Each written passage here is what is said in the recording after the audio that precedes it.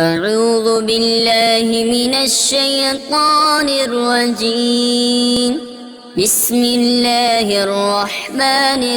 الرحيم. طه ما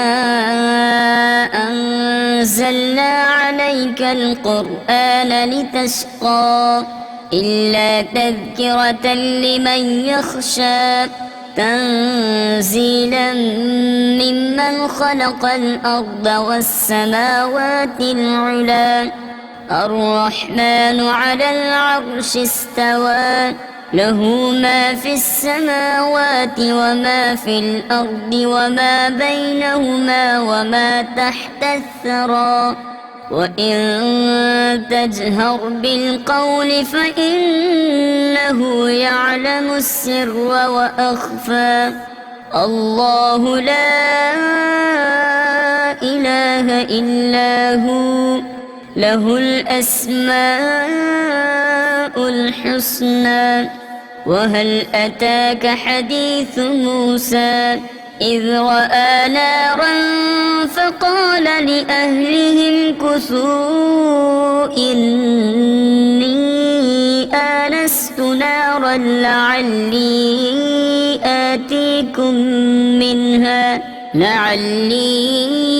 آتيكم منها بقبس أو أجد على النار هدى فلما أتاها نودي يا موسى إني أنا ربك فاخلع عليك إنك بالوادي المقدس طوى وأنا اخترتك فاستمع لما يوحى إنني أنا الله لا إله إلا أنا فاعبدني وأقم الصلاة لذكري إنني أنا الله لا إله إلا أنا فاعبدني وأقم الصلاة لذكري إن الساعة آتية أكاد أخفيها لتجزى كل نفس بما تسعى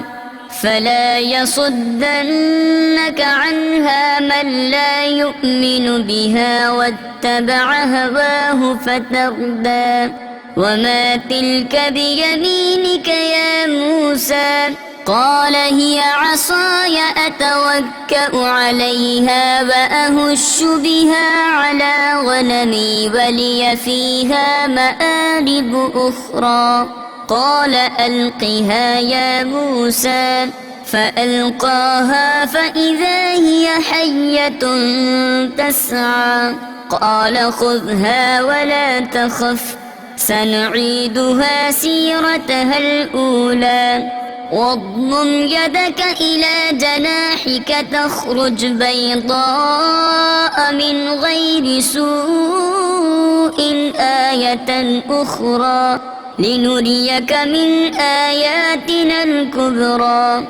اذهب إلى فرعون إنه طغى قال رب اشرح لي صدري ويسر لي أمري واحلل عقدة من لساني يفقه قولي واجعل لي وزيرا من أهلي هارون أخي اشدد به أزري وأشركه في أمري كي نسبحك كثيرا ونذكرك كثيرا إنك كنت بنا بصيرا قال قد أوتيت سؤلك يا موسى ولقد مننا عليك مرة أخرى إذ أوحينا إلى أمك ما يوحى أن اقذفيه في التابوت فاقذفيه في اليم فليلقه اليم بالساحل يأخذ خذه عدو لي وعدو له وألقيت عليك محبة مني ولتصنع على عيني إذ تمشي أختك فتقول هل أدلكم على من يكفله فرجعناك إلى أمك كي تقر عينها ولا تحزن وقتلت نفسا فنجيناك من الغم وفتناك فتونا فلبثت سنين في أهل مدين ثم جئت على قدر يا موسى واصطنعتك لنفسي اذهب أنت وأخوك بآياتي ولا تنيا في ذكري اذهبا إلى فرعون إنه طغى فقولا له قولا لينا لعله يتذكر أو يخشى قال ربنا إننا نخاف أن يفرط علينا أو أن يطغى قال لا تخافا إنني معكما أسمع وأرى فأتياه فقولا إنا رسولا ربك فأرسل معنا بني إسرائيل ولا تعذبهم قد جئناك بآية من ربك والسلام على من اتبع الهدى إنا قد أوحي إلينا أن العذاب على من كذب وتولى قال فمن ربكما يا موسى قال ربنا الذي أعطى كل شيء خلقه ثم هدى قال فما بال القرون الأولى قال علمها عند ربي في كتاب لا يضل ربي ولا ينسى الذي جعل لكم الأرض مهدا وسلك لكم فيها سبلا وأنزل من السماء ماء فأخرجنا به أزواجا من نبات شتى كلوا وارعوا أنعامكم إن في ذلك لآيات لأولي النهى منها خلقناكم وفيها نعيدكم ومنها نخرجكم تارة أخرى ولقد أريناه آياتنا كلها فكذب وأبى قال أجئتنا لتخرجنا من أرضنا بسحرك يا موسى فلنأتينك بسحر مثله فاجعل بيننا وبينك موعدا لا نخلفه نحن ولا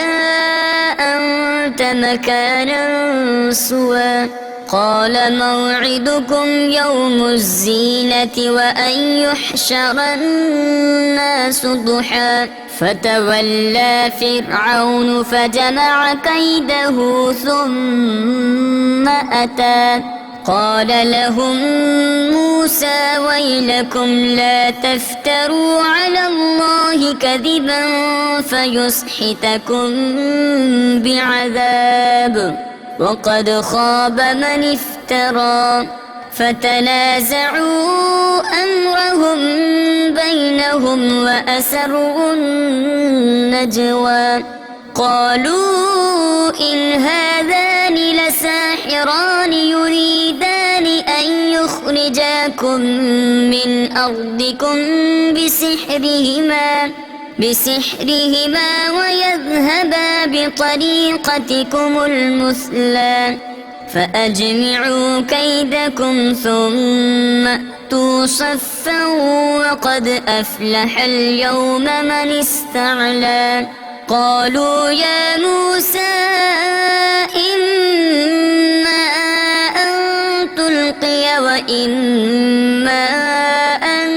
نكون أول من ألقى قال بل ألقوا فإذا حبالهم وعصيهم يخيل إليه من سحرهم أنها تسعى فأوجس في نفسه خيفة موسى قلنا لا تخف إنك أنت الأعلى وألق ما في يمينك تلقف ما صنعوا إنما صنعوا كيد ساحر ولا يفلح الساحر حيث أتى فألقي السحرة سجدا قالوا آمنا برب هارون وموسى قال آمنتم له قبل أن آذن لكم إنه لكبيركم الذي علمكم السحر فلأقطعن أيديكم وأرجلكم من خلاف ولأصلبنكم في جذوع النخل ولتعلمن أينا أشد عذابا وأبقى قالوا لن نؤثرك على ما جاءنا من البينات والذي فطرنا فاقض ما أنت قاض إنما تقضي هذه الحياة الدنيا إنا آمنا بربنا ليغفر لنا خطايانا وما أكرهتنا عليه من السحر والله خير وأبقى إنه من يأت ربه مجرما فإن له جهنم لا يموت فيها ولا يحيا ومن يأته مؤمنا قد عمل الصالحات فأولئك لهم الدرجات العلى جنات عدن تجري من تحتها الأنهار خالدين فيها وذلك جزاء من تزكى ولقد أوحينا إلى موسى أن أسر بعبادي فاضرب لهم طريقا في البحر يبسا لا تخاف دركا ولا تخشى فأتبعهم فرعون بجنوده فغشيهم من اليم ما غشيهم وأضل فرعون قومه وما هدى يا بني إسرائيل قد أنجيناكم من عدوكم وواعدناكم جانب الطور الأيمن ونزلنا عليكم المن والسلوى كلوا من طيبات ما رزقناكم ولا تطغوا فيه فيحل عليكم غضبي ومن يحلل عليه غضبي فقد هوى وإني لغفار لمن تاب وآمن وعمل صالحا ثم اهتدى وما أعجلك عن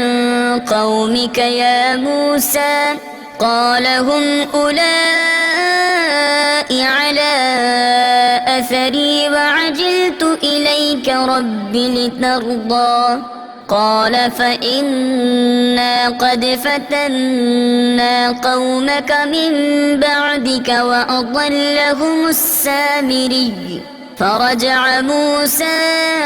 إلى قومه غضبان أسفا قال يا قوم ألم يعدكم ربكم وعدا حسنا أفطال عليكم العهد أم أردتم أن يحل عليكم غضب من ربكم فأخلفتم موعدي قالوا ما أخلفنا موعدك بملكنا ولكننا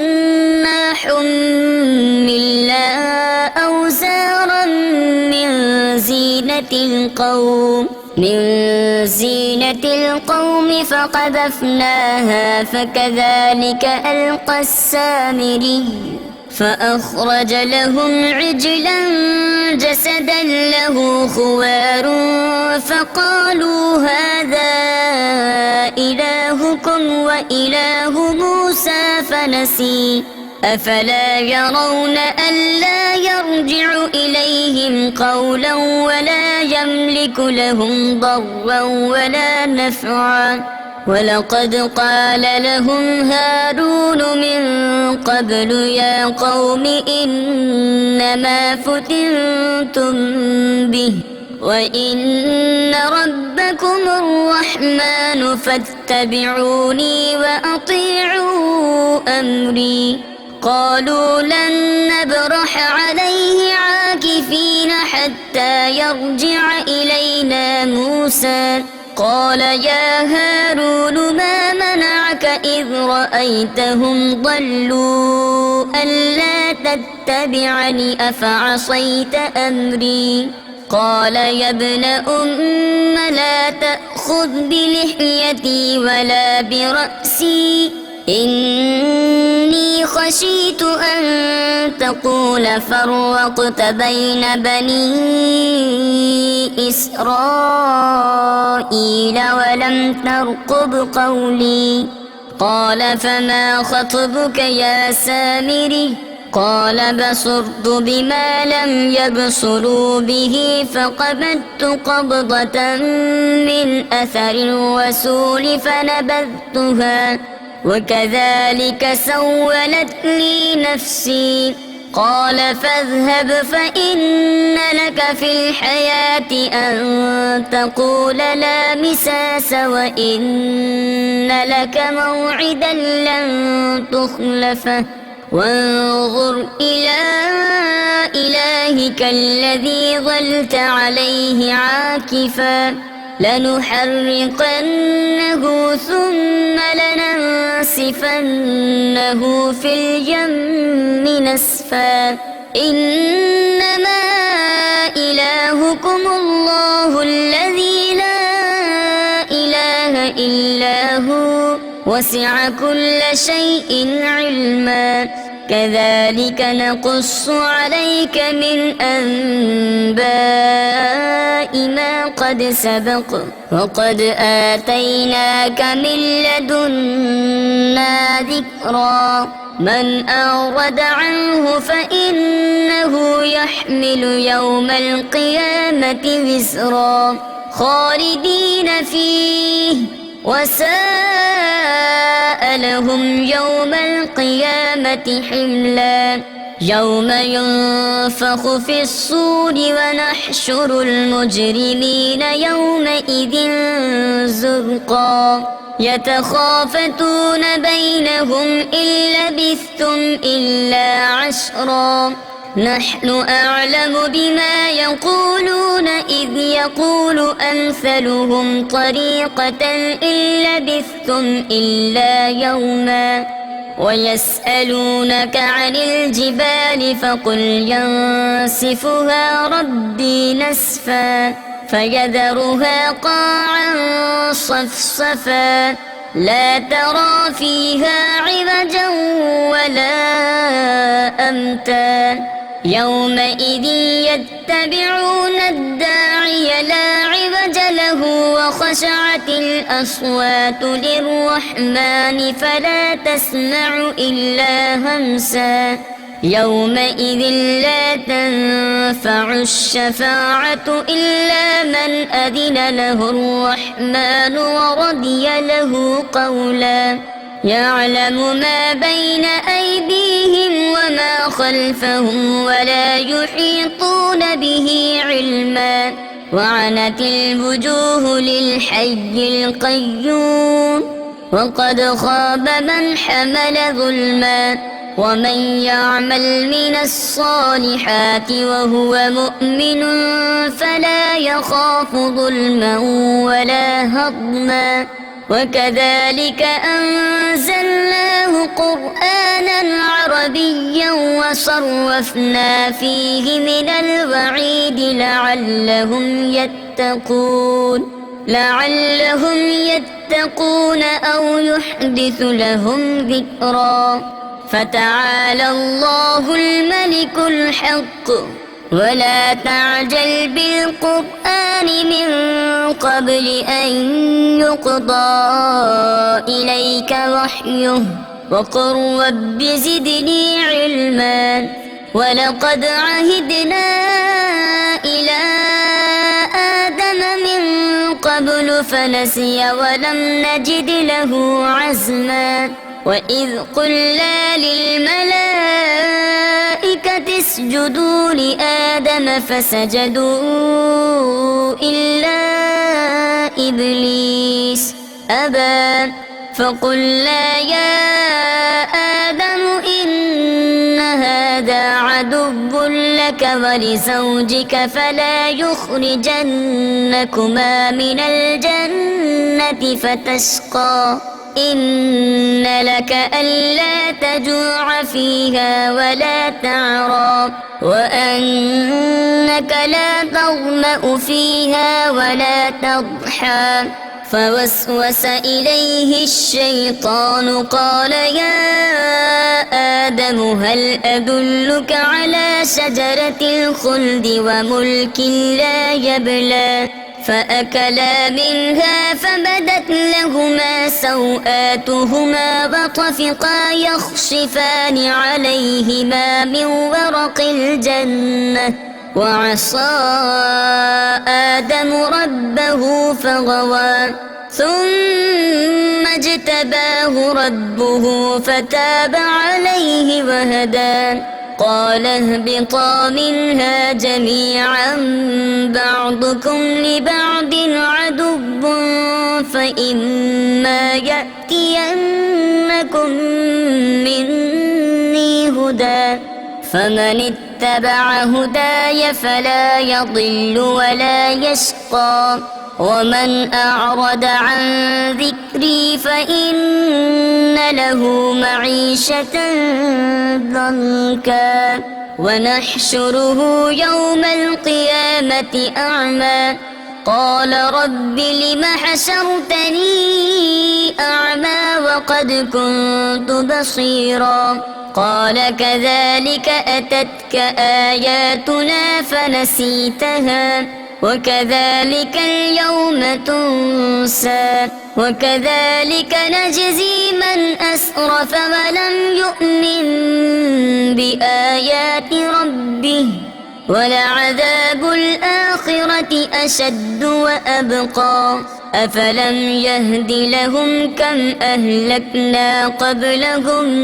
من القرون يمشون في مساكنهم إن في ذلك لآيات لأولي النهى ولولا كلمة سبقت من ربك لكان لزاما وأجل مسمى فاصبر على ما يقولون وسبح بحمد ربك قبل طلوع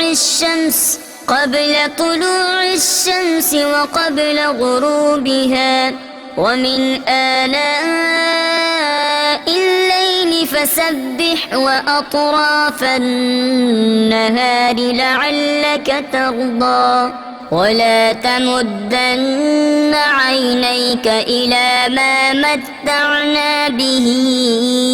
أزواجا منهم زهرة الحياة الدنيا لنفتنهم فيه ورزق ربك خير وأبقى وأمر أهلك بالصلاة واصطبر عليها لا نسألك رزقا نحن نرزقك والعاقبة للتقوى وقالوا لولا يأتينا بآية من ربه أولم تأتهم بينة ما في الصحف الأولى ولو أنا أهلكناهم بعذاب من قبله لقالوا ربنا لولا أرسلت إلينا رسولا فنتبع آياتك من قبل أن نذل ونخزى قل كل متربص فتربصوا فستعلمون من أصحاب الصراط السوي ومن اهتدى صدق الله العظيم.